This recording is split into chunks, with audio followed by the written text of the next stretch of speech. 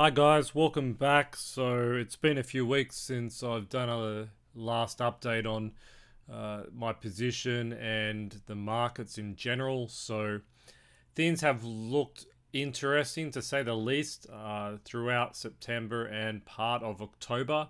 The market has definitely gone from absolute highs of the year to pullback and is now going back towards the highs that it is set. I expected something like this to happen. I didn't expect the pullback to be as much, to be honest, but we'll get to that later when we look in the charts for the indexes. So, first thing is let's look at Carnival and how I am going. So, Carnival had a big rise up. I think I may have highlighted it possibly.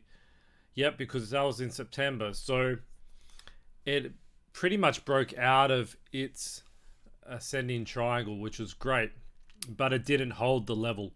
And if we go across, its resistance is pretty much set at right on 1800, which is just here. And this makes sense because if you have a look at the tops in this part here, 1800 is just above, and it never cleared that. What I didn't expect is that it would go down so much as well. So it's almost gone back to my entry price, which was around 1480, right in this part here. Right in this part. However, it's been interesting because it's currently closed as of last night, which was the 18th of October at 1538.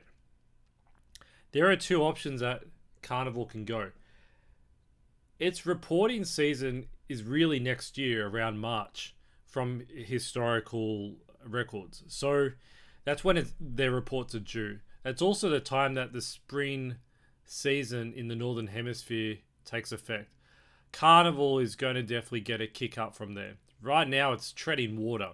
But does it tread water lower and go back up to these levels and then beyond? Or does it sit around this level and just hover between 1500 and 1600? I think it possibly will have a slip back from this 1539, 1538. It may actually end up like this. And this is pretty much what happened last year. Had a massive boost over optimism and then had a pullback.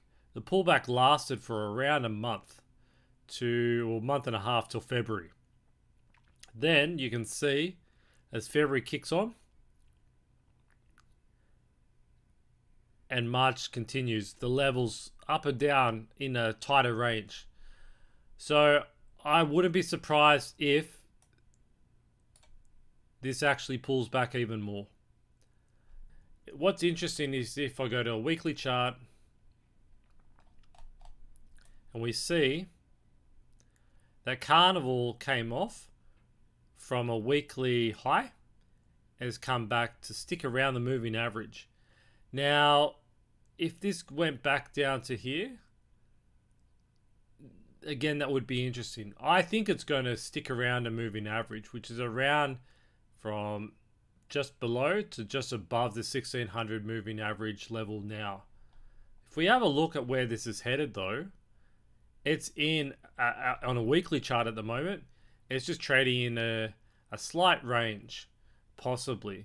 It needs to make a few more highs and lows for the range to be confirmed, but it's trading within a flat Bollinger Band curve right now. The next move will be that it moves higher to somewhere here. I thought I'd go back to Auto Trader, so we'll quickly go on this chart. Now, Auto Trader was interesting. I'm not sure if I did it in my last video and showed the chart, but it actually did fill the gap, which is what I originally thought, but then I double guessed myself. So it just took a lot longer to get there.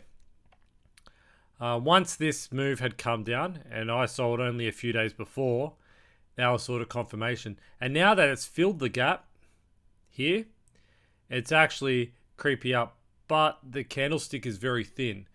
I think possibly there could be movement backwards and maybe going lower and then higher, but I think it possibly could be lower as well.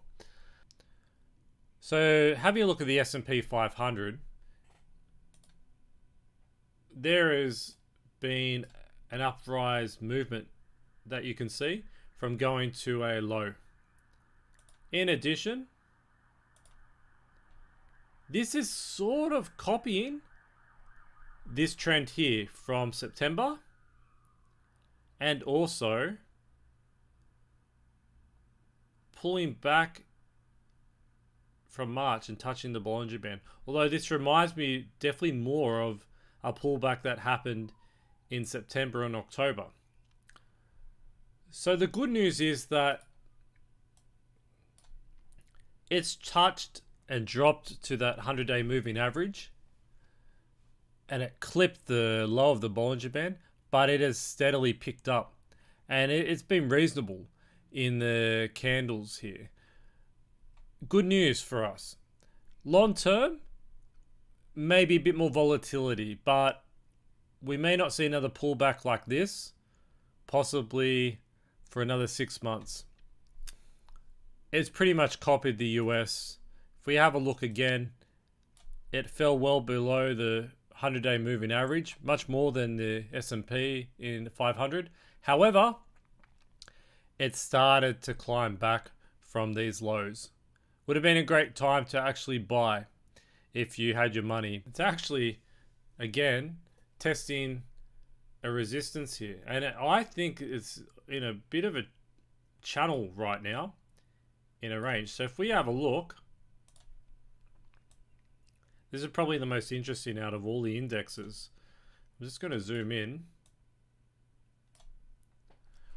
Right now, it has had 2 lows and 3 highs of resistance. This is set to break out.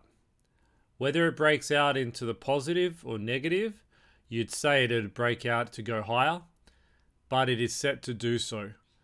It may continue to range, but it's already hit 3 highs and 2 lows.